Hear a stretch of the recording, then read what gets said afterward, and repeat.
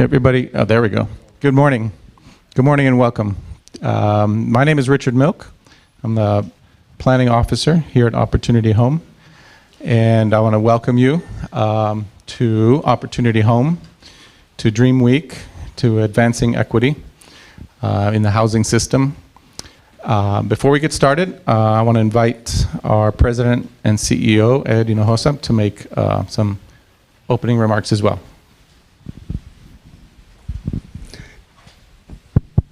Thank you, Richard. Hello and welcome, everyone. My name is Ed Hinojosa. I am the CEO at San Antonio, formerly San Antonio Housing Authority, now Opportunity Home. And we're really excited about having this conversation here today. As an organization, we started talking about values, and a year ago, we adopted equity as one of our values. And over that last year, we've been working to try to understand within the organization what equity means. So we've been doing quite a bit of training. Yesterday we hosted an training event, not only for our employees, but for people in the community. Some of our board members attended, and we're really excited about equity and how we can change systems to make them more equitable. And so the conversation today is exciting for me, and welcome to the panel. And welcome to everyone on the live stream, and welcome to everyone here.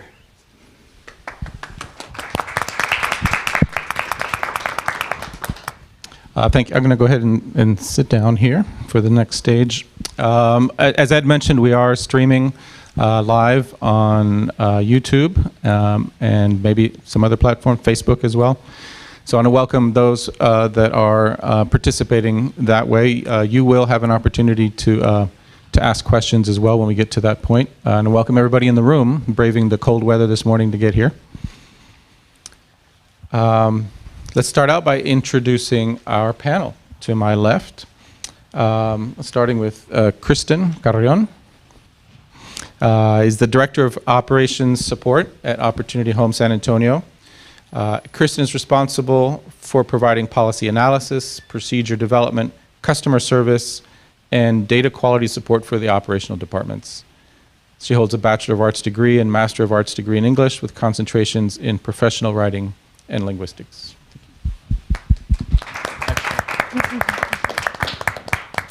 Next, I'd like to introduce Francisco Paco Gonzaba. He serves as the Executive Director of Business Operations for Gonzaba Medical Group, which provides healthcare to older adults in San Antonio through a comprehensive and coordinated approach. Paco oversees marketing and growth strategies, information technology, patient experience, operational excellence, and is part of the Gonzaba leadership team tasked with managing strategic initiatives. Welcome. Thank you, Paco. Next, Misty Moon Hardy, MA LLPC, earned her graduate degree in counseling at Spring Arbor University. She's worked in the human services field for over 28 years. Her passion is advocating for families in crisis, the underserved, underrepresented, marginalized, and overlooked. Misty has provided cultural diversity and awareness training for various organizations across Michigan and the Southwest. Her areas of expertise include public speaking, professional coaching, and curriculum development. Misty is the Director of Racial Justice and Gender Equity at YWCA San Antonio, where she is able to continue her passion to eliminate racism and empower women. Welcome, Misty. Next, Lawana Chambers Lawson. Hello. Welcome. Is the founder and CEO at Tacit Growth Strategies, a leading project management office and management consulting firm that's been featured in O, the Oprah Magazine, Entrepreneur, Forbes, and the San Antonio Express News. Lawana serves on the board of directors of the South Alamo Regional Alliance for the Homeless, SARA, HUD's designated Continuum of Care agency for San Antonio and Bexar County, and is the incoming vice president. Her passion for ensuring an equitable and person-first coordinated entry system and that everyone in our community has a place to call home is what brings her to us today. Welcome, Lawana. And immediately to my left, Dr. Janice Briggs, the Director of Equity, Diversity, and Inclusion here at Opportunity Home. Janice is responsible for advancing the organization's equity, diversity, and inclusion goals through the development, deployment, and continuous improvement of organization policies. Janice is an experienced EDI practitioner, having worked in a variety of environments, including university, municipal, county, state bar, and now in the housing authority context.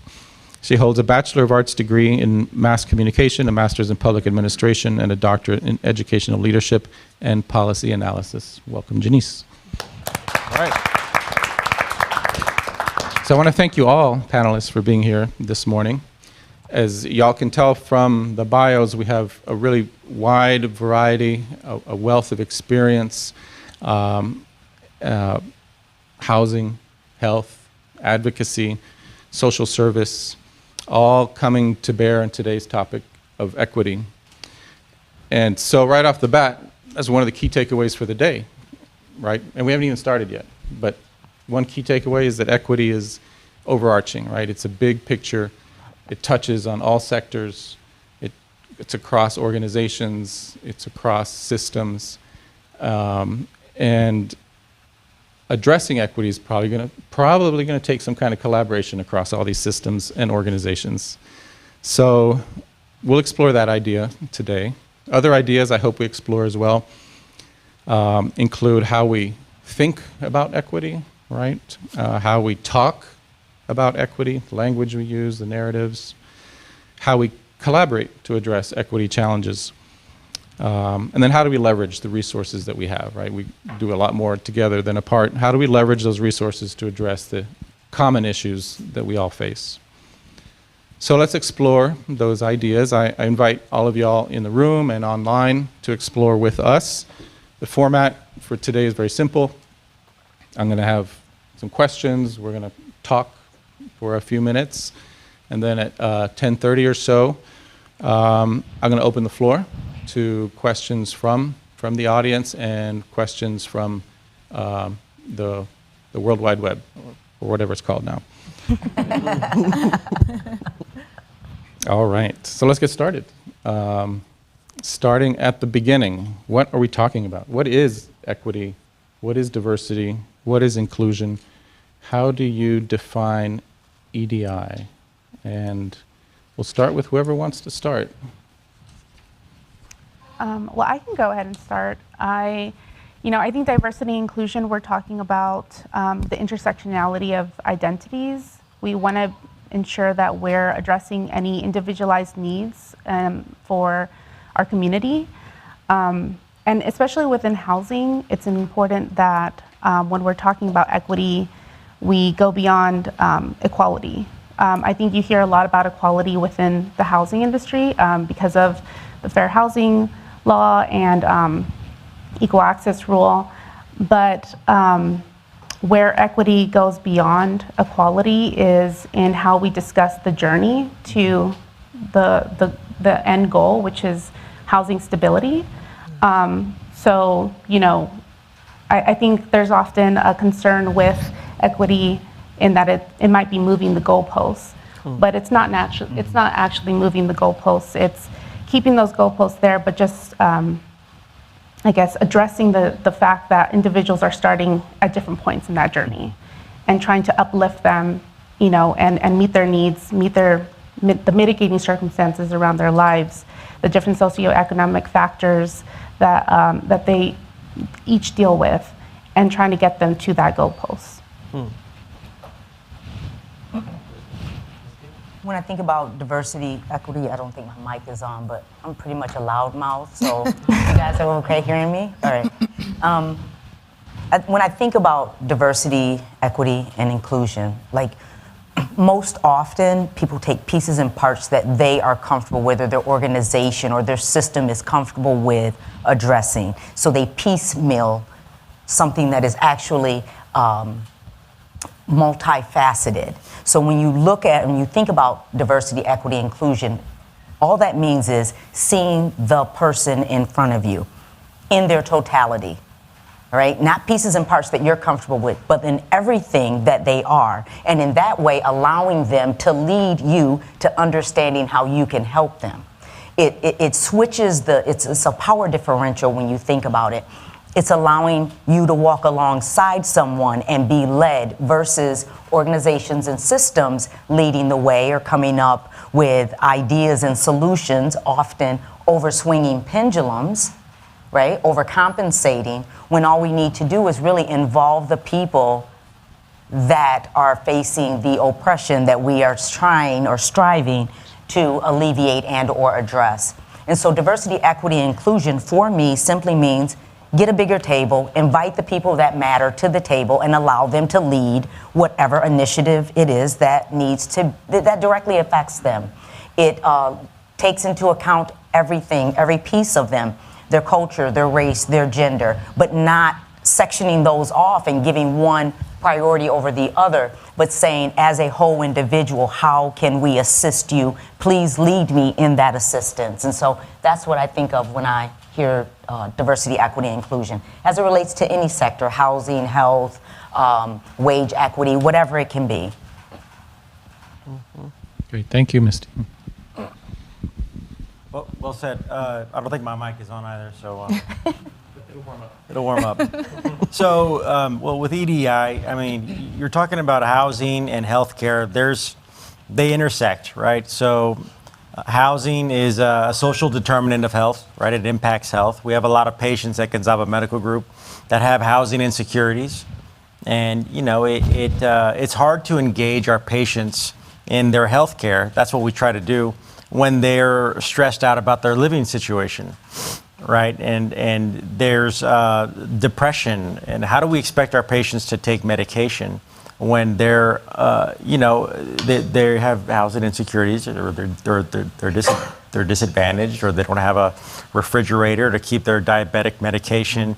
So they all intersect. And with equity, really the goal would be to level the playing field, right? So provide equal access to health care, right, to housing. And I think we all represent that here at this table. And I think it's important for us to be able to talk about it and across sectors and come up with some solutions, right? Thank you, Paco. I would say that when I think of equity, I think of our strength in terms of collaboration and coordination. I was telling Misty and Teresa, when I looked up housing equity on YouTube, that's what we do now. What comes up is a conversation around, getting equity out of your house. Mm-hmm. So it's a financial standpoint. So they're saying equity equals assets minus liabilities. When I think about an asset, I think about a person, right? I think about a human being.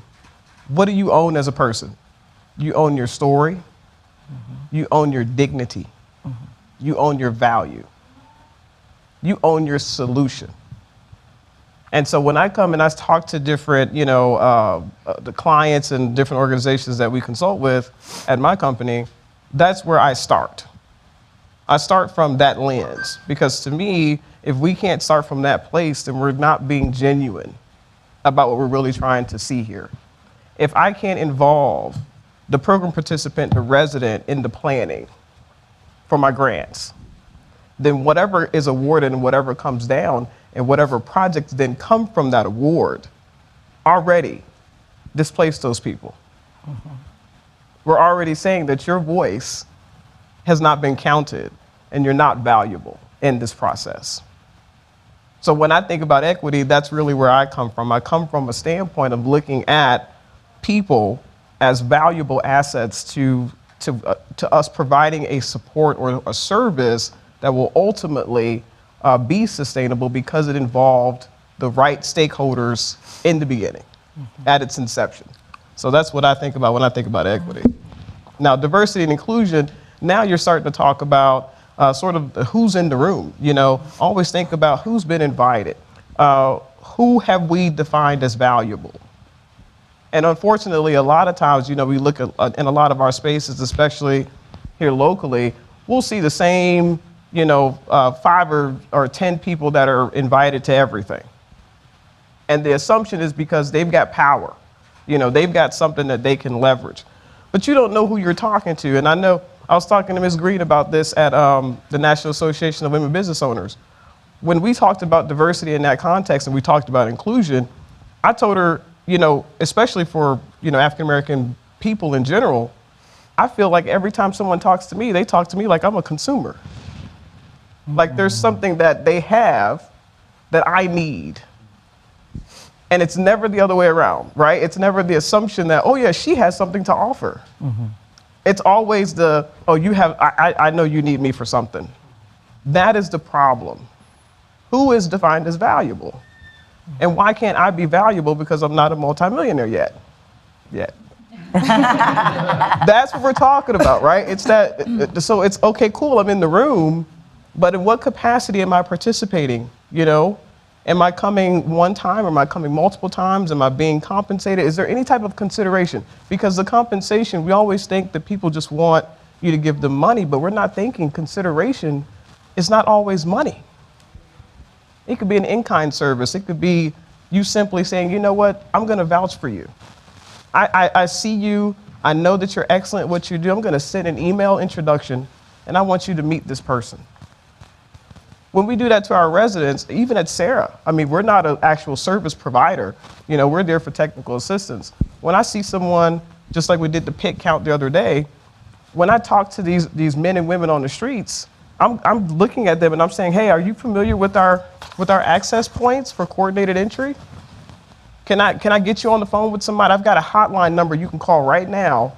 Can I get you on the phone with them so that we can get you a place to stay tonight? That's my job. That's my role in that capacity, right? I'm okay with doing that. And that one thing, that one simple action might change the trajectory of their life. Maybe it won't. Maybe they'll go into housing and they come right back out and they're homeless again. But guess what? It doesn't matter. You need the first, a second, a third, a fourth, a fifth, a sixth chance. At some point, maybe it's gonna stick. I'm not here to say, you know what, my help isn't gonna help. I'm here to say, from an EDI standpoint, that is my role in this capacity. I'm not gonna disqualify you from help. I'm not gonna disqualify you from support. It's on you to make the decision. And when it doesn't work out, cool, come back. Let's try it again. Thank you, Luana. How do I follow LJ? For me, when I think about EDI, my grandma always say you can't use one fat to fry everyone. It's a Jamaican proverb of saying that we are all different. We have different skill sets. We have different backgrounds. We have different needs. And so you have to meet the person where they're at and offer resources and support based on their needs. And that's how I see equity. Equity, diversity, and inclusion, they're not interchangeable, although people often use them interchangeably, right? Diversity is about differences. And the inclusion piece is, when you think about in this context, who is in the room? I'm not sure if Misty said who is in the room or LJ said who is in the room, who is invited. When decisions are being made, policies are being made, systems are going through changes, who is a part of those?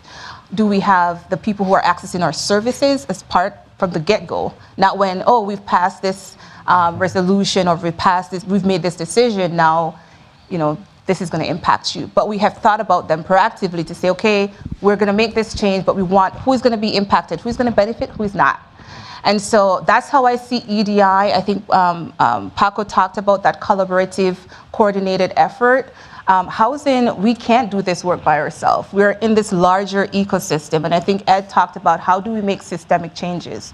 We know that there's a shared common goal of helping the most marginalized, disenfranchised members of our community, San Antonians, because when we uplift, center, amplify, I think Misty said that, our most marginalized community members, then it will benefit all of us.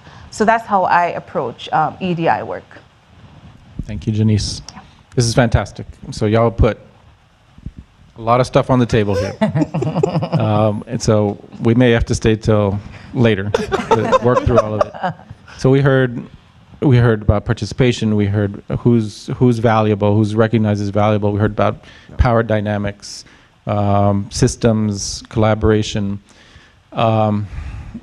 Maybe can we reflect on what we just heard and think about the housing system now, try to bring it back to housing. I know some of you already connected at social determinants of health.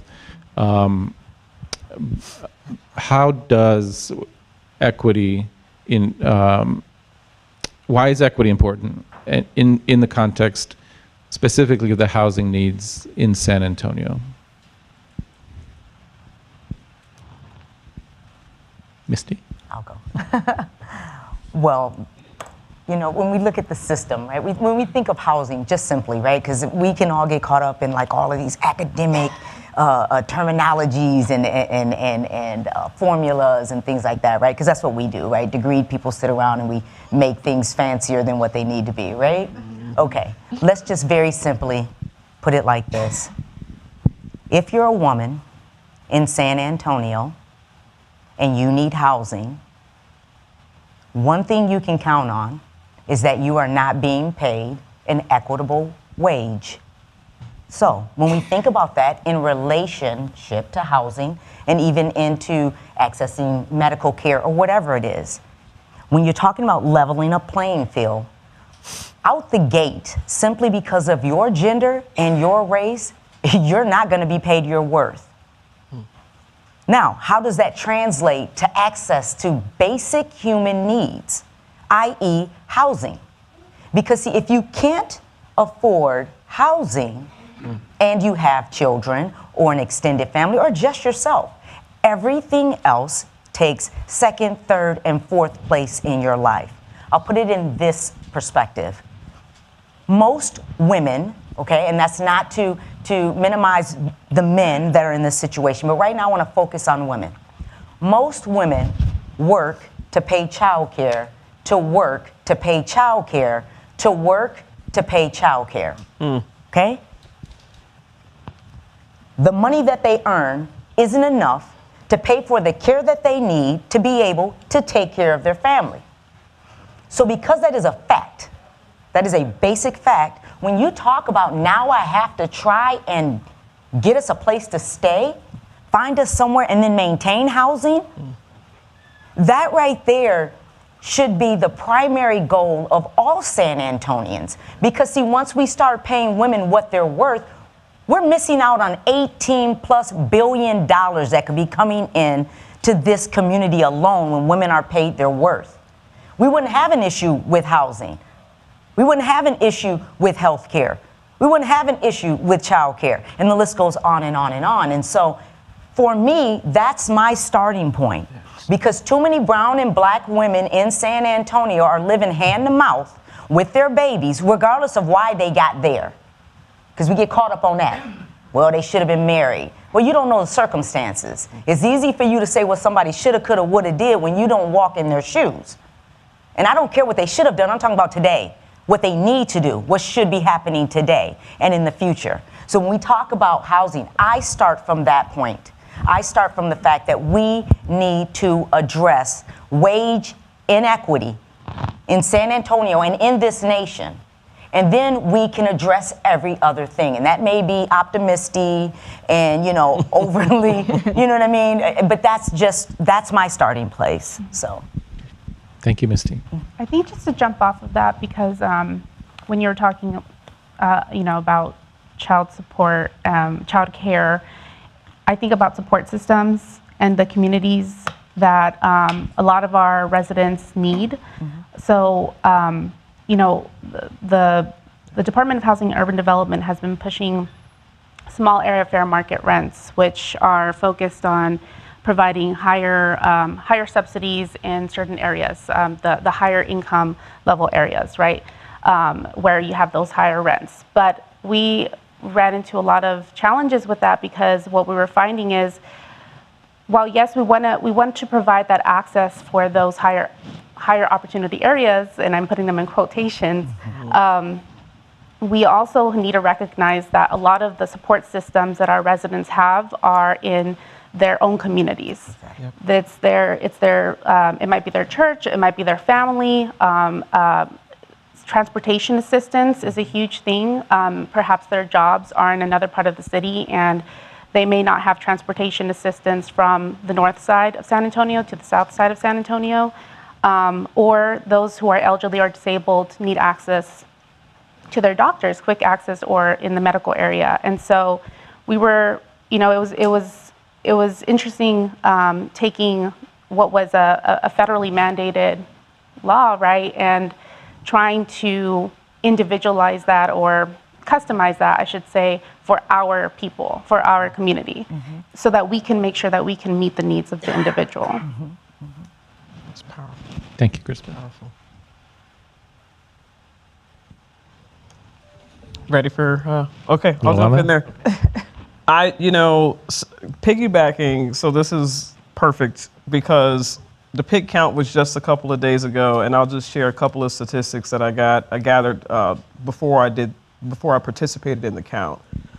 Now, the strategic plan to respond to homelessness is a collaboration of multiple organizations.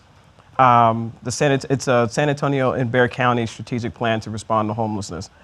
Now, when I look at permanent supportive housing units in 2021, and I got this from the Housing America dashboard, we achieved, I think it was 1,383 placements into permanent supportive housing. If you're not familiar with permanent supportive housing, it is housing in which we don't have a time limit, a time restriction, and you also get the supportive services. So if you need case management, it's sort of like a one-stop shop housing environment, right?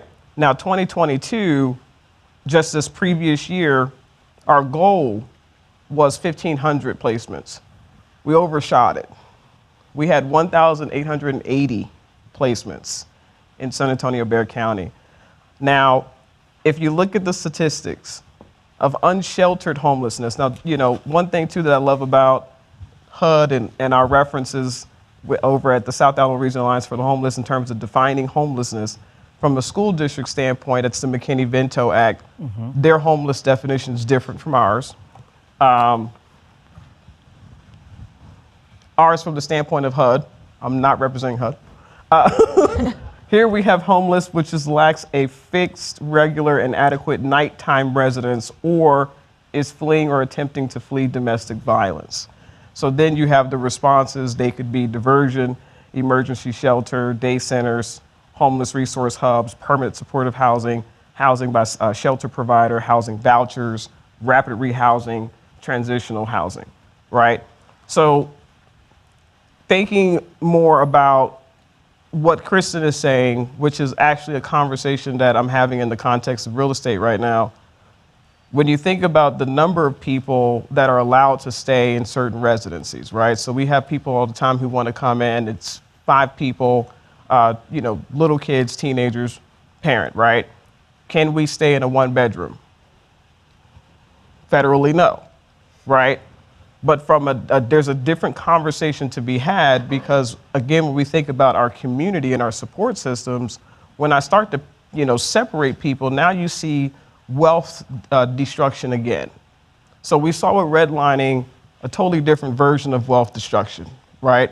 Where in which we saw systematic blighting. Essentially, you're condemning homes that people were living in that you said were not suitable for residents, for living there. But for those people, it actually was, and for other people who might have gone there, they might have said it was, just fine to live there too.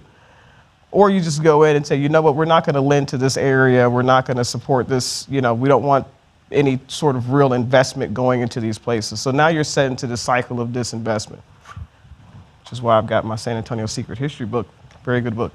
So now you're going and setting off into that direction, right? You see now today where we are, and we haven't actually done a good job of addressing that.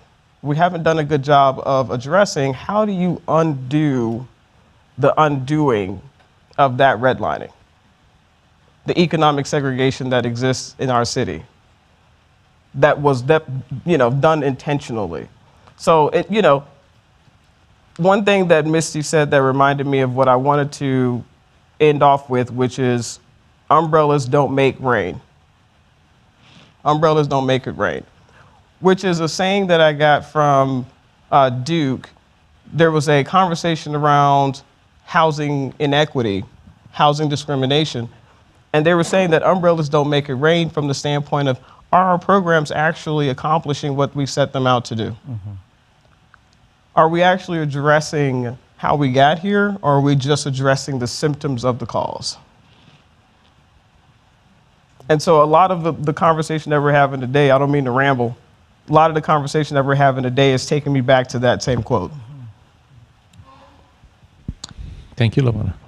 So what I would say with the housing inequity, typically in these areas, right, across the nation, there's inequitable or lack of quality health care, right, in these areas. And so we talked about how it's all linked, and Misty also mentioned that. The social determinants, we talked about how these factors, like, these, impact the social determinants, these factors where you were born, the environment that you're in currently, where you work, where you play, really all impacts, healthcare, right? So, one of the things that we need to do in these areas is how do we expand quality healthcare? Now, one of the missions of the Gonzalo Medical Group, what we've done is we've focused in these areas, and that's the majority of our demographic, those that are disadvantaged, right? Those that need access. We remove barriers by providing transportation and providing all these other services under one roof. We talked about different services under one roof or a one-stop shop to make it easier for these patients that don't have access, right? So not only can you get your primary care, but you can see your specialty, your specialist, you can get your radiology, you can get your labs, you can get your physical therapy. And that's one of the missions, that we set out to do, and we're accomplishing that. So how do we then get this model and expand it further? So that's really, the connectivity, that I like to talk about. And it's all, housing is, these are areas that we need to focus on. So, Thank you, Paco. Yeah. As you asked, the importance of equity and how does it impact the housing needs of San Antonians, I'm really thankful to be working for Opportunity Home, amazing leadership and coworkers, because not every organization approaches this work the way that Opportunity Home is approaching this work from a systemic standpoint. I think LJ mentioned, or Misty, I can't recall, there's a difference between addressing the manifestations of something or getting to the root causes. What Opportunity Home is doing is really looking at the system. What are the structural barriers that might be impacting our residents? And how do we work collaboratively to address these inequities? We're leading this work with a racial lens. It's not excluding the other protected classes, because that's going to come, but understanding that we live in a racially structured society, and your race, oftentimes I can be in a space and place, and the narratives, the stereotypes of how I look, whether it's stereotypes such as, she's an immigrant, she has an accent, or she's an angry black woman. These stereotypes and microaggressions, before I even open my mouth to introduce myself, these narratives that people hear or see from TV, media, etc., those biases, right, is there before I even say who I am, bringing my authentic self to that space. And so whether it's education, the criminal justice, housing, there is a disparate outcome for Black and brown people, period. Did I just say that? You said it. So we want to ensure that our policies or processes is not perpetuating systemic racism, systemic inequities. And so we're going to be, and Kristen can speak more to this, because I've just been on here 6-7 months. She can give more examples of, since we've taken this work, started this work, some of the changes that we're making to our policies and our processes to ensure that we are an equitable organization and our residents, they're thriving, and flourishing, which again, once we uplift, we center, we amplify the most disenfranchised San Antonians, we all benefit. And so kudos to my leaders, or leadership and coworkers, because we're on this journey together, understanding that change is a process. It's not going to happen overnight, but with leadership to say this is the road that we're going to be taking on, again, to live out our mission, our vision, and our values. Thank you, Janice. So let me bounce right off of that into a question about how we advance and move forward, right? So I've already heard some themes that fit into the model that Janice alluded to when Opportunity Home talks about equity and many others. And we talk about making change happen.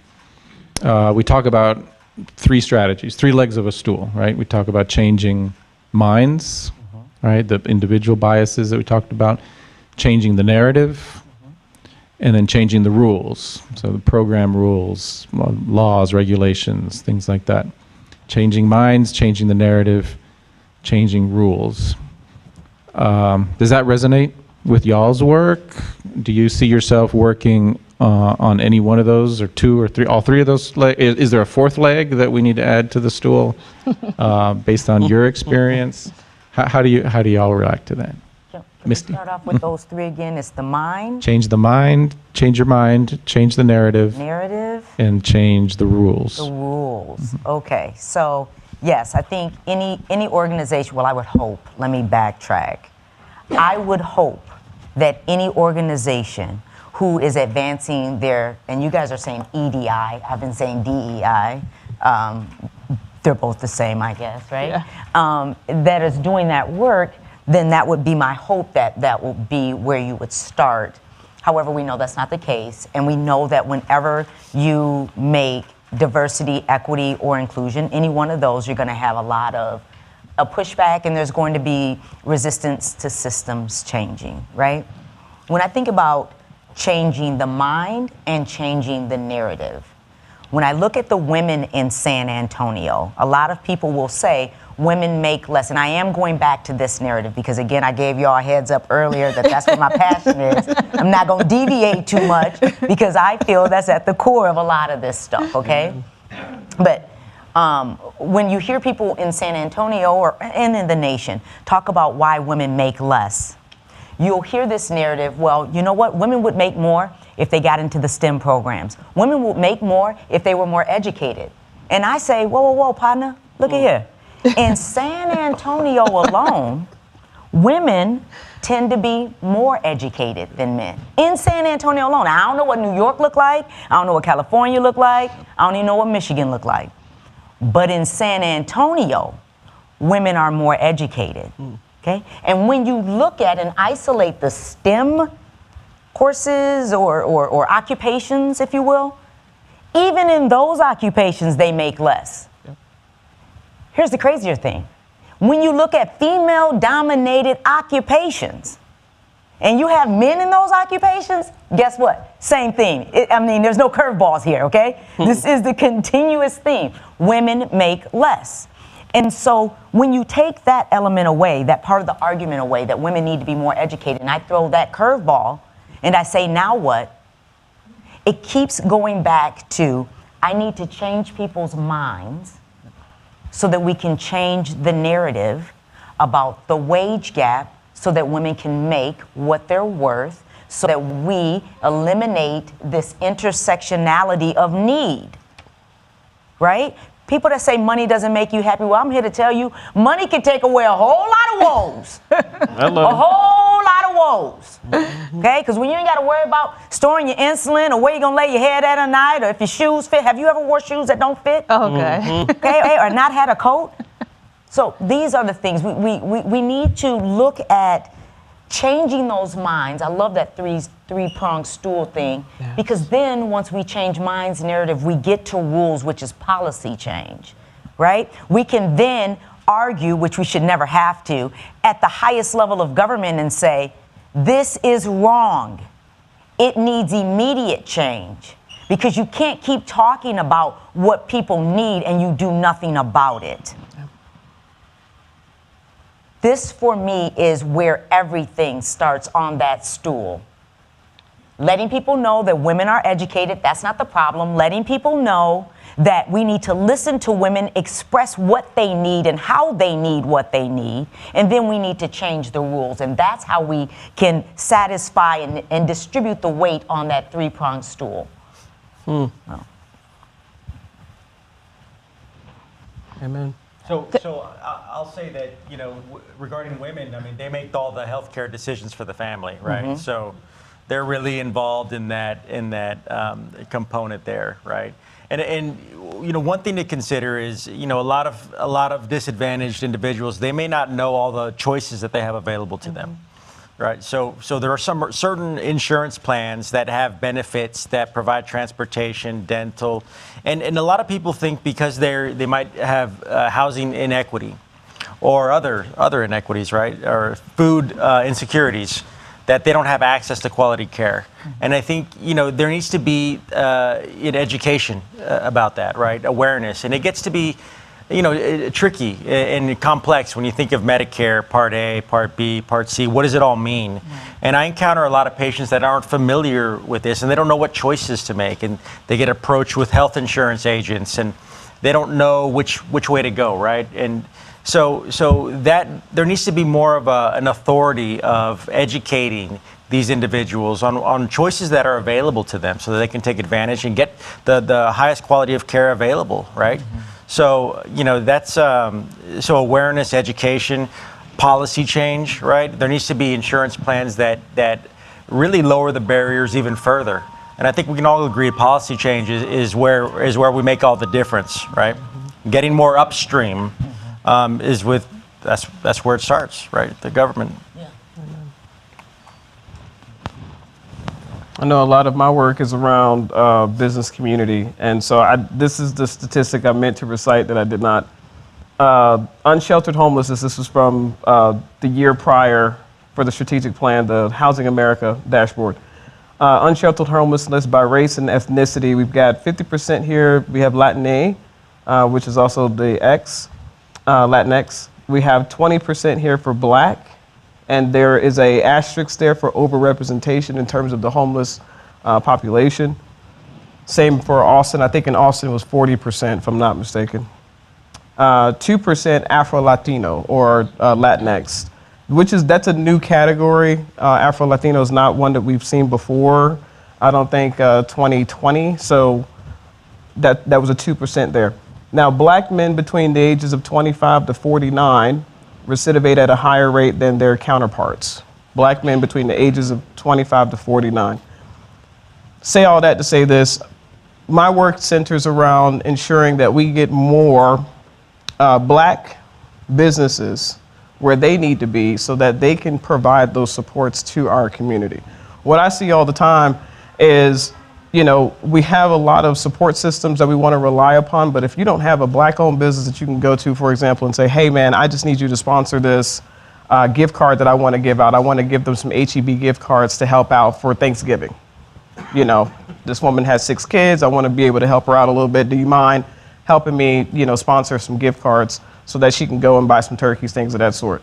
We don't have that type of community right now amongst us, and that is the issue. Right? You look at Black business ownership, when we can start to deal with that and make that proportional to our representation in the city. I think we're at about 7 or 8% in the city. Black business ownership is what, less than 2%. So of all the businesses. So it's just, there's a lot of disparity on that side. And once we start to really address the Black business ownership, now you can start to see self-sustaining, self-determining communities. It's very important. It's what I grew up in. When we experienced homelessness, when I was a child, that's who we could rely upon. Mm-hmm. That's who we called. We was at the Ronald McDonald House. I'll never forget the Ronald McDonald House. When we stayed there, we were never starving. We always had food. And that's the community that brought it in. That's who fed us every day. I had chicken nuggets. I had all kind of stuff. People reading to me. And that was the community that was able to do that. We had a thriving community, mostly of black business owners that could afford to do that. For me and the other kids who, had parents that were in comas or, just out of it for a while. So that's what you really have to be thinking about. That I know for us, we talk a lot about trust-based philanthropy as well. And from a housing standpoint, when I think about the rules, trust-based philanthropy has a big part in that. You want to be able to give people, if they need general operating support, to go and purchase blankets, to go and purchase food for themselves, or whatever it is that they feel they need at that time. We need to be able to equip people to make that decision on their own. So I know for me, I try to work on that. Try to make sure that if we do get grants and we do get gifts in any form, that it's loose enough to where people can go and take it and say, you know what, maybe I don't need a gas card, but I could take a Visa gift card for $100. There's some things I need to take care of, so I appreciate you for giving me that trust to be able to make my own decision. So a lot of that is part of this work too. It's us being able to remove ourselves, and like Misty said so perfectly, you've got to let these people that we're supporting, let them lead us in what that support looks like, because a lot of times we end up not doing that, and then we wonder why certain things linger and persist. We're going to have one more question before we open up to the audience, but I did want to send a message out to folks that are online that they can submit questions by text. Is that correct? Okay. And the instructions for the texting are on the online. Okay.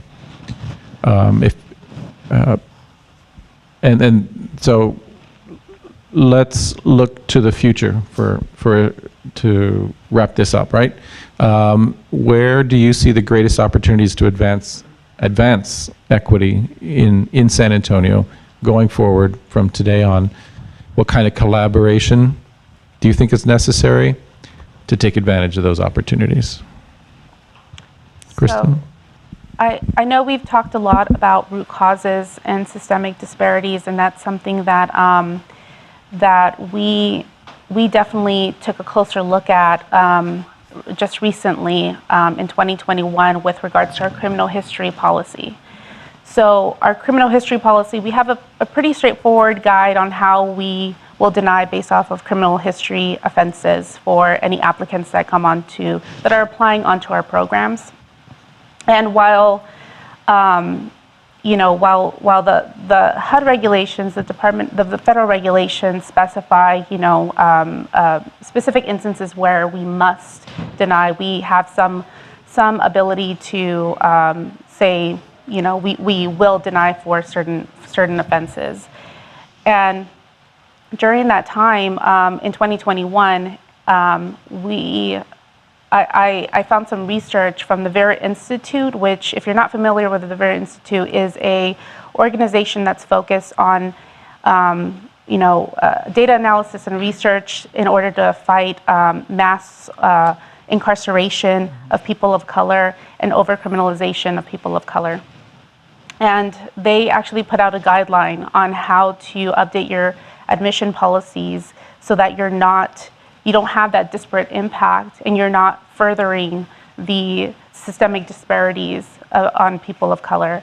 And it was a very helpful guideline that really helped us open up our eyes and look at our policies and take a different approach to say, well, some of our criminal history policies really still have a one-strike approach, right? Mm-hmm. One strike and you're gone for things such as minor offenses, possessions that were not felonies, and just those one offenses.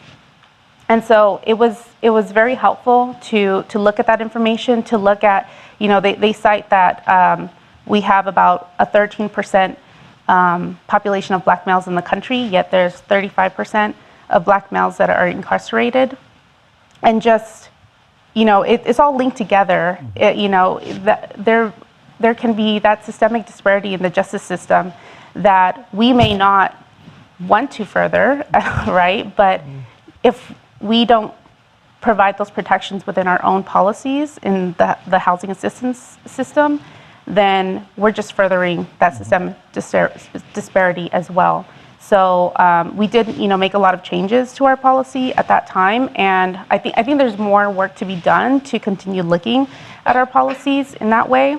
But I just, with a collaborative aspect, I think there's a lot there as far as working with the criminal justice agencies in our local community and trying to ensure that there's not that recidivism of certain people of color or a certain target population. So that's the work that we've been trying to do, and it's very important to the community. When you think about the future, like, okay, we're sitting here and we're highlighting everything that's wrong. It can be daunting, it can be overwhelming, and it can kind of make you do the, what do they call it? Ostrich in the sand? Is it an ostrich that they lied and said does that? Okay, because I want to further that lie. I just want to make sure I had the lie right. But, dig our heads in the sand and say, it's just overwhelming, and it is overwhelming. But how do you eat an elephant, right? One bite at a time. How do you tackle something that's so ingrained in everything that we do? You just highlighted one of the ways by unintentionally perpetuating systemic racism. It seeps into our own policies and into our own government, our own organizations, and how we allow people to access services and assist, right? And so when I think about, okay, what now? Because that's how I heard your question. What now? What do we do with this? We know, and I have a stat too I'd like to share. And yes, I printed this really big because I am blind. Like, need a dog and a stick blind. I am visually challenged. So, and nothing's wrong with being visually challenged. I wear it well. The wage gap between a white, non-Hispanic male and women in general is about 80%. But it's worse for women of color, 62% for a black woman, and 58% for a Latina woman. So we're talking about how do we move from this place forward? Well, the why has been really tackling this with our wage equity campaigns. We have a summit coming up on March 4th where we need members from the community to get in those seats, because those are the people that need the resources that we're bringing. Salary negotiation skills, professional headshots, interviews on spot, things like that, where we need those people to come in. But oftentimes people don't come in because they see these as systems, right? They see them as a waste of their time. Why should we? So then we as the organization need to spend more time figuring out what works. What do I need to get you to convince you that this is going to help you? Well, I need to engage you and find out if what I've tailored you're even interested in, right? That's the first thing. The second thing is we need to be more vocal and uniformed in addressing policies and policies and laws that hinder the upward mobility of our most vulnerable San Antonios and in all of us, because we will all benefit. We have to stop looking at it like a us-them problem. That impacts those people. That's what happens with the wage gap. Well, that's about women. That's about women of color. That's about Latinas. That's about black women. That's not my problem. Well, I told you at the onset of our conversation that as a whole, the city of San Antonio is missing out on $18 billion. That's a us problem. That's not a them that's a all of us problem. And so we need to change how we're looking at it as we're moving forward. We need to start collaborating with organizations and businesses that have the same outlook and mission, that are doing the same thing. Like your medical practice, like what Opportunity Home is doing, like what you're doing. All of these organizations, we need to stop fighting over the pie, and we need to come together and say this pie is for everyone. We're not fighting each other for resources, but we are working collaboratively. And if they get 25% and we get 10%, but they're reaching more people, we don't get mad about that. We recognize that that's where the need needs to be. And so that's what my thoughts are on the importance of collaboration, how we move forward. I'm going to plug again the summit. It's on March 4th. That is a Saturday, 9 a.m. to 1. Free lunch, free breakfast, all types of resources. Please come out. Free registration before the 14th of February, Valentine's Day. or whatever. Anyway, that's just my take on it. Yeah. I'm really excited about the future. As Richard alluded to earlier, the 3 domains that's guiding our work: changing the narrative, changing minds, and changing systems, individual, institutional, and the community context. As you can tell, we are now Opportunity Home, formerly SAHA. So again, I can't stress it enough, my appreciation to leadership, because we recognize that our history with, racially covenant deeds, redlining, things that were legal. If you look at San Antonio, there's residential segregation, etc. But we want the future, generations yet to be born. We want to change that narrative. So we're on this journey. We cannot do it alone. And so it's going to take Gonzaga Medical, the Y, Tacit Strategy, working with the city of San Antonio, and all these other organizations, institutions, working towards a common good, common goal, shared goal, in helping to uplift our most vulnerable population, because when the disenfranchised have the resources, the tools to thrive, it will benefit all of us. So I'm really looking forward to working collaboratively, again, to address the systemic issues, because systems contribute significantly to disparities. Am I the last? Okay. I would say that I'm like everyone else, I am extraordinarily excited about the future. For me, coordinated entry is going to be one of my big things to work on this year, because I want to make sure that we are in a position to not only make sure that we're doing our part for technical assistance, getting out more grant opportunities, notice of funding opportunities for us as collaborative applicants, but also making sure that we're putting together the types of information, the type of data that's going to help our partners, put together better programming, put together better evaluation systems on their own sides. So that's really what's going to be a lot of my focus this year, is making sure that I'm there to do my part to make sure that the information, the data that we're collecting is something that's timely and something that we can use to make some pretty circumspect decisions. So I am always just here to serve. That's my orientation since I was a kid. I was just always places I wasn't supposed to be, doing what I thought was right, so that's just my heart. That's my orientation. It's not work. It's my vocation. I feel like God placed me here to be this vessel. And so I'm here to make sure that if there's any way that I can ever serve our community, give them resources, put them in the right, point them to the right place, I will always be available to do that. So for Gonzaga Medical Group, right, the goal is providing quality health care. When you consider, being a primary care group as we are, we have an opportunity to make more of an impact further when upstream, I would say, right, before they get to the hospital or the emergency department, right? What we try to do is prevent these chronic conditions from manifesting into catastrophic issues where they wind up in the emergency room. That's contributing to the cost of rising costs in healthcare. So that's really the goal. So how do we get more primary care involved and addressing these issues, getting their arms around the health of these individuals, population health, focusing on outcomes before they wind up in the emergency room, right? So one of our major goals, we started last year, is to create a 501c3 foundation, a not-for-profit, because, Gonzaga Medical Group has certain barriers where we can't connect with the community because we're limited by CMS, right? So one of the goals, how do we connect with the community in a more effective way? Right, so a non-for-profit really allows us to work with other associations, non-for-profits, and really focus on wellness and solutions for wellness and social isolation of our seniors. Many of our seniors are depressed, they're lonely. During the pandemic, they were, we saw a lot of depression.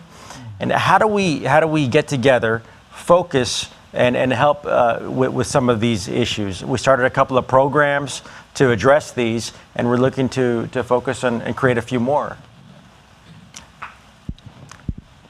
Let's thank the panelists for working through these questions and putting all these wonderful ideas on the table. And now let's open it up to questions from the audience. I will walk to you. Just raise your hand. And if questions come in from the ether, you'll let me know, Michael? Okay. The ether. I love it. Questions? Question back here.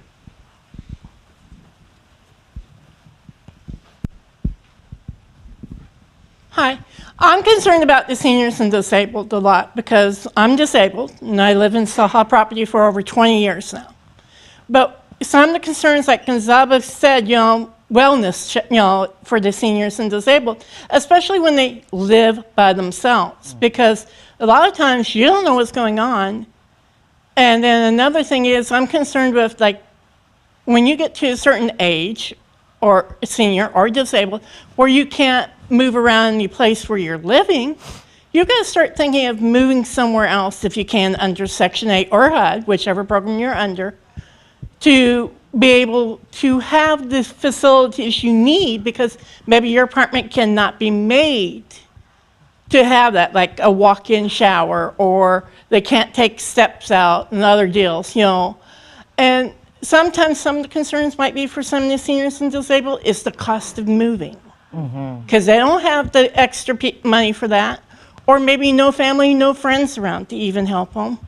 And at times, I feel like when it's a single person who's disabled, single person who's a senior, they sometimes get lost, because if they have grandkids living with them, people they don't forget them as much because they're aiming for the kids. But when they're by themselves, there's times when they feel forgotten. And I know I love coming to Saha whenever they have meetings and reminding them, of the seniors and disabled and a few things. And I'm kind of glad I was able to come to today's meeting because you hear some of this. Because I think it's important that everyone kind of gets the same support. But at times it doesn't seem like everyone is. So what you just talked about are barriers to getting quality health care, right? So, there are a lot of seniors, they're socially isolated, and they don't have their loved ones aren't around, either they passed away or their children don't visit them anymore, and it's sad to see. A lot of our seniors are depressed, and it's difficult to connect them with the care they need because they're not really engaged in the healthcare. That's how you really make a difference, having the physician and the patient connected. So that's why, you talked about getting to the clinic, right? And that's why it's critically important that, you're aware that there are healthcare organizations out there that have transportation that can get you there, right? There's a lot of insurance plans that have those benefits. And, unfortunately, they're capped now. A lot of them are 45 or 50 visits for the year. But at our group, once that cap runs out, we've contracted with Uber Health, and we deploy them to get the patient and bring them in, and it's at our cost, because it's more important to us to get you the care that you need and remove that barrier entirely. So that's something that you talked about, and I just wanted to let you know that if you want to join our group, we can certainly accommodate you, and we can get you there and make it a lot easier. And we also have some of our patients are chronically ill, and we have a home health team. So we'll go to the patient's home, and we have physician assistants, LVNs, that they make house calls. One of our patients winds up in the hospital. We have a post-hospital follow-up in their home. And that's what we do, and we get them immediate access to the care that they need within a week, right? So it's critically important. What we focus on is population health. Population health isn't done in a one-pronged approach. It's multifaceted. Primary care, specialty care, case managers, social workers, getting you access to benefits, making you aware of the benefits you have, and if they run out, then we'll go and take on those benefits ourselves to get you in. And that's what we do for our population. And that's why I wanted to connect with Opportunity Home in a way that we haven't in the past, because I think we can help a lot of the residents with the care they need. Thank We we definitely do have assistance with, like, for example, transferring to a public housing property that is closer to the medical center through a reasonable accommodation. And actually, through a reasonable accommodation, we can actually help pay for that cost of transfer because we know that there is some difficulties with moving and what those costs entail. But I'm happy, Paco, that you bring up the need for collaboration, because while we do have on those elderly disabled properties EDS caseworkers or elderly disabled caseworkers who assist, it's a matter of grant funding. Sometimes it's a matter of staffing, but I think through more collaboration, we can provide more services to meet all the needs of our residents. Absolutely. And although I don't have a medical angle to share or address, I do want to say to you, thank you for being that voice. Thank you for making it your own personal priority to come and be the voice of people, who probably couldn't come and advocate for themselves. Yes. That was very courageous of you. It was very self-sacrificing, but it's also very necessary. And that is an example of how one person is integral in addressing and bringing to the forefront the needs of a community that are often marginalized or just invisible. Yes. Because we don't prioritize the elderly, we don't prioritize in our society the disabled. Yes. And so I just thank you for having that courage and the wherewithal to put yourself out there and say, don't forget about us. And I would ask that you continue to do that and bring some of your friends if you got them, whatever you can do, but amplify your voice because you deserve space. That was my 2 cents. Thank you. Thank you. I have a question from YouTube. How much support from impacted individuals, their community, and the leadership of impacted organizations is needed to make systemic changes? How much support is needed to make systemic changes? How much support from the impacted individuals, from the community, and from the leadership of impacted organizations? How much? I mean, are we talking quantity, quality? Are we talking, is this a quantitative? It started out with how much, but I think yes, we can go from there. Yeah. I think, as much support as possible, but I really like what LJ brought to the table with her data, and I see over here her note. She talks about leveraging data, right, for continuous improvement. And we're talking about the three legs of the stools, and I think changing the narrative starts with just opening a different perspective.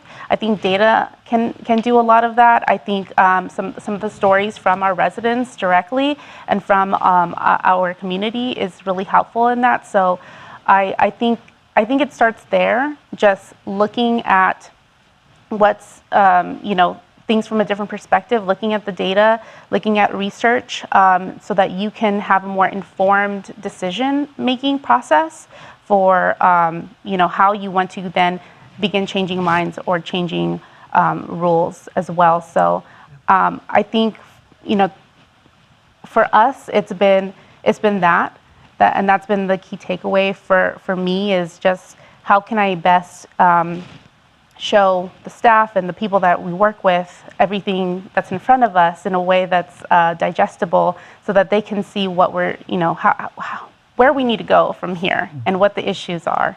So I think that it's the responsibility of everybody involved. And I think that at times, more responsibility lies on the policymakers. Sometimes more responsibility lies on the individual. Sometimes the responsibility, so the power not the power differential, because the power differential doesn't change, but the responsibility. And so all of us have to be totally invested enough to say, this is the need, or this is my need. Sometimes, but on the flip side of that, sometimes you can't, right? Sometimes you're so inundated with stress, obstacles, oppression, and lack of access, you can't. And so that's why this collaborative effort is so important, because in that scenario, when I can't, somebody else should.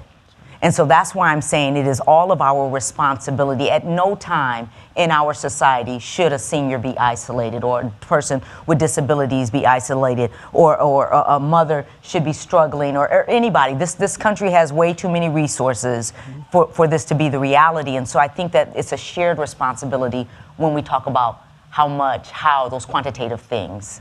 So. I agree. What I like about the continuum of care model is that, you know, to Kristen and Misty's point, you can come and get involved, and there's always a place for you. So when you think about how it impacted parties, right? I'm thinking, you know, our mothers who have their children, and they just need time to think, right? They need some space, and right, you know, they just may not feel like they have the opportunity to take that time.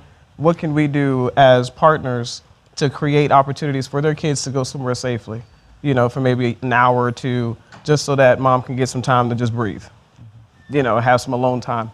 Those types of things. In our capacity on the continuum of care side of the house, those are the types of things that we can create space for, right? We can think more critically about how we can, you know, everyone that wants to come and participate, how we can find a place for them to participate meaningfully. So it's all about meaningful contribution, all about meaningful participation. I'm not here to waste your time and just have you show up and, you know, give me one thing I liked about the pit count was when we were surveying these men and women, these people on the streets, we started with the conversation of essentially, can you talk to me right now? Do you consent to talking to me right now? Right? It's that understanding of, again, I'm here to serve you. Mm-hmm.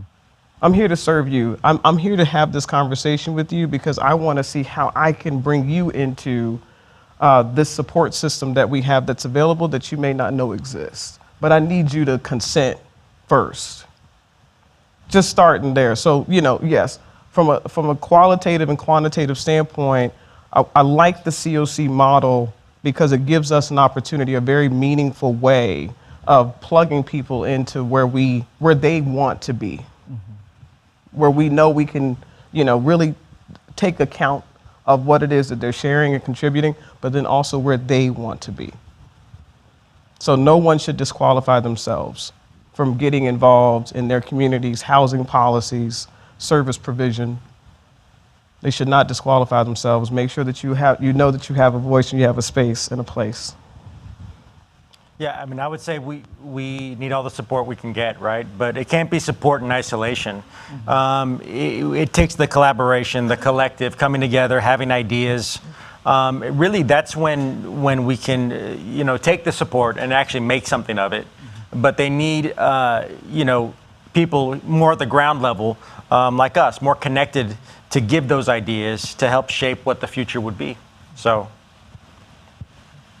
And I believe as we're talking about bringing all the stakeholders together, don't forget the folks who are using our services, right? Who are impacted by our services, bringing that experiential lens to the table. So when we're talking about policies or changing minds, changing narratives, we're also hearing from those who are using our services and hearing what challenges that they might be having, whether it's transportation, you know, so we're thinking holistically about all the marginalized, disenfranchised members of our community, because oftentimes it's easy to put people into categories, into different boxes, but not forgetting the human dignity of all of us when we're coming together to leverage resources.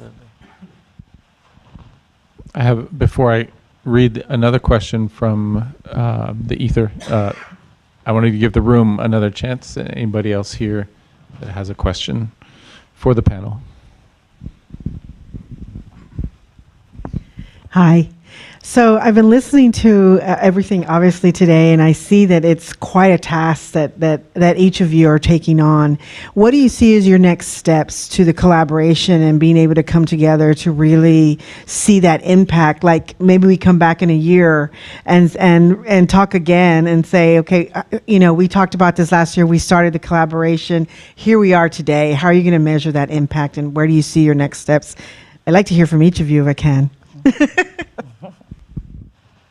I mean, I'll say that it takes follow-up, right? We're talking about a lot of good ideas. We're recognizing, acknowledging problems. It would have to be an off-cycle discussion, right?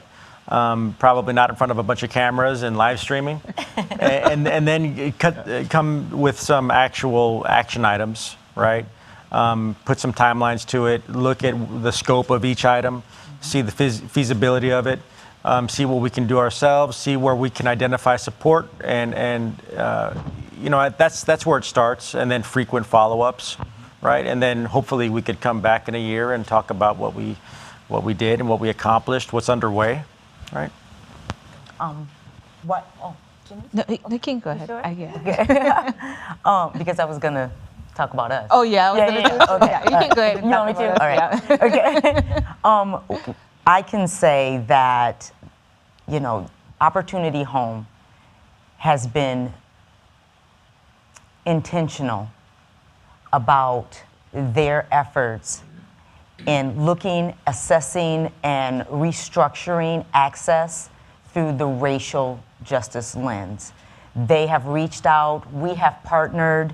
We will be speaking on a panel in May in Washington to talk about the steps that we are doing here in San Antonio together.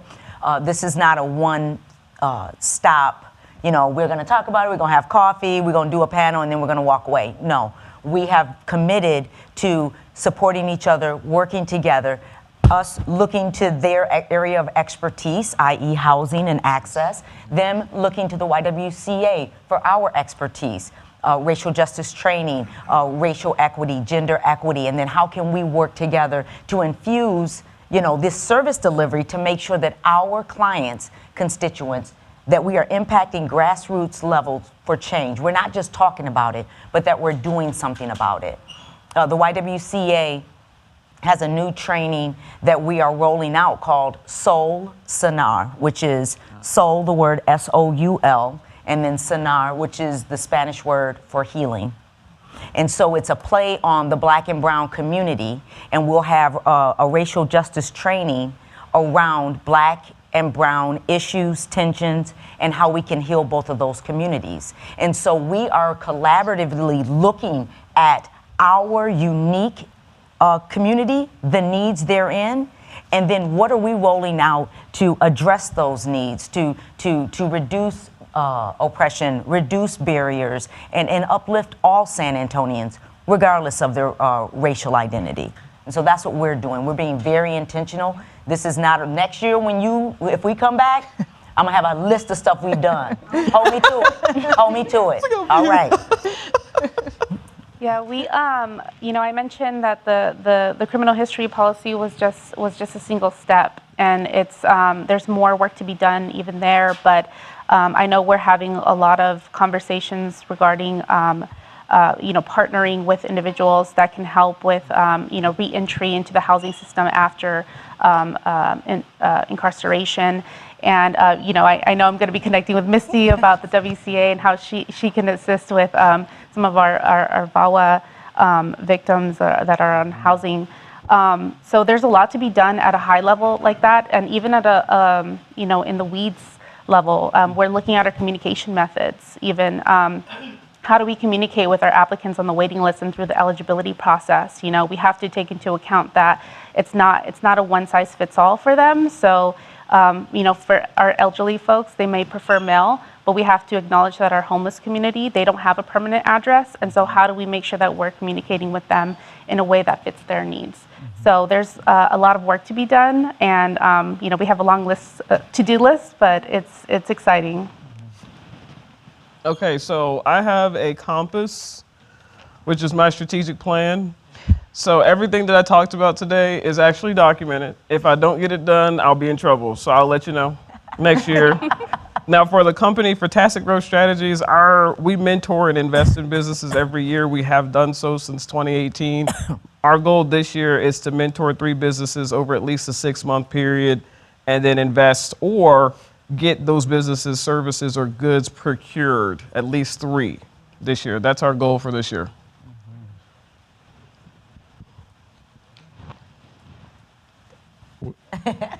Oh, Misty spoke a lot about our collaboration, but it was last week. Richard and myself met with the DEIA, A for Accessibility Director for the City of San Antonio, and also the I think Civil Rights Compliance Manager.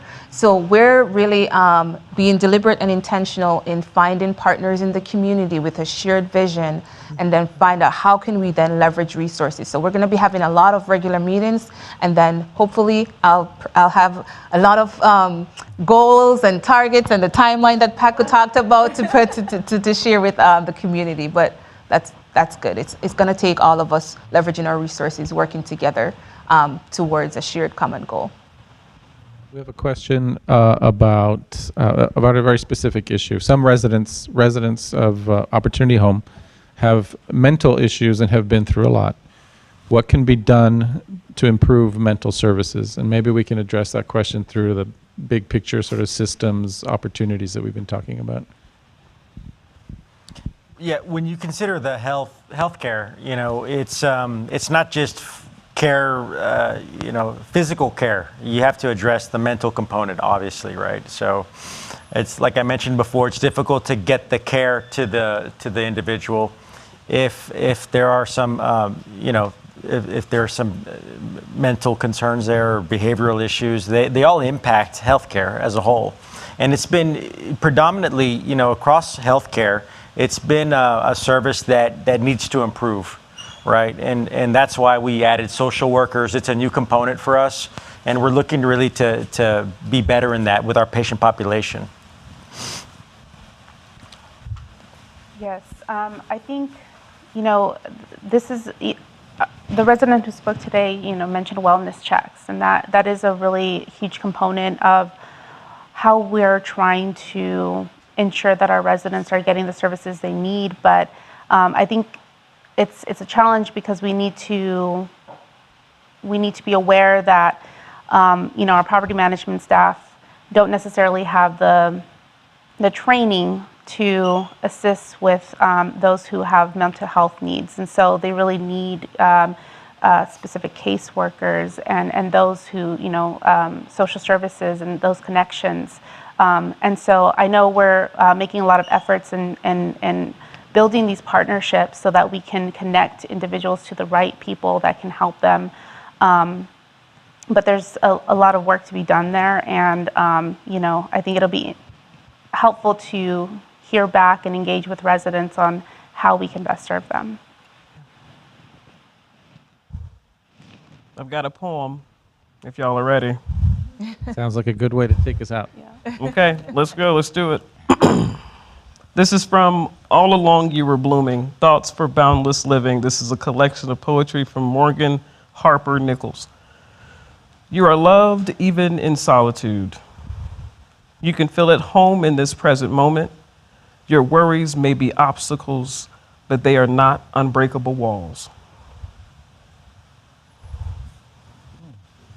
Success belongs to a team, not a group. Thank That was you. me. Thank you. Touche. Thank you all. Thank you, panelists. Thank you. And again, thank you all for being here today, those in person and those participating online. I want to thank you again. Special thanks to all the folks that made this happen. This didn't happen at 7:30 this morning. This happened. I want to thank Michael Reyes and his team for helping with the communications aspects. Joanna Alvarado and her team. Joanna was helping out with the breakfast earlier, so I really appreciate that. And everyone who volunteered, who stepped up. Genevieve, thank you. Andres, Patrick Chapa, who without whom a lot of this wouldn't happen at all. So appreciate it. So see you again next year. and with sorry. Oh yeah. There's lunch in the atrium. You feel free to enjoy the atrium and enjoy your lunch there, or if you need to run, you can pick it up and go as well. And What am I missing? Am I forgetting anything else? Nope. No? Okay. Well, then I want to wish you all a very happy rest of the week. And again, we'll see you next year with the checklist for Joanna. Yeah. We got you.